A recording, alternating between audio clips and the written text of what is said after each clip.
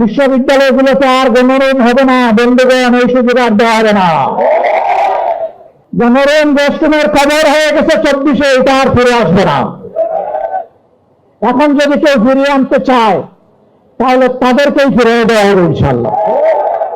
এটা কোনো বিশ্ববিদ্যালয় আর হবে না। এখনো বিশ্ববিদ্যালয়ের রাজনৈতিক অপচর্চার কবল থেকে মুক্ত হয়নি। রাজনৈতিক বিবেচনায় অনেক জায়গায় অনেক কিছু করা হচ্ছে। আমরা চুপচাপ আছি মনে করবেন না আমরা ঘুমিয়ে গেছি।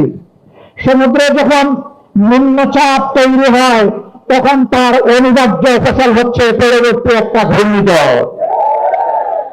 বন্ধুগণ, আবারও কথা দিতে আসছি, জনগণের স্বার্থের সাথে কোনো আপোষ হবে না, কোনো অপশক্তির কাছে মাথায় নত করা হবে না। এটা দেশীয়, আঞ্চলিক, আন্তর্জাতিক যাই হোক, ইনশাআল্লাহ যুবকদের প্রত্যাশার আকাঙ্ক্ষার বাংলাদেশ গড়ে দেওয়ার জন্য আমাদের বাকি জীবনকে আমরা উজাড় করে দেব।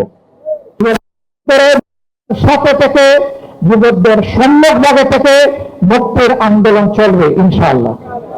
এই আন্দোলন কেউ বন্ধ করতে পারবে না। আজকে এই ওয়াদা, এই অঙ্গীকার আরেকবার করে গেলাম প্রাচ্যের অক্সফোর্ড খ্যাত ঢাকা বিশ্ববিদ্যালয়ের বুকে দাঁড়িয়ে। আল্লাহ তাআলা এই ওয়াদা পালনের তৌফিক আমাদেরকে দান করে।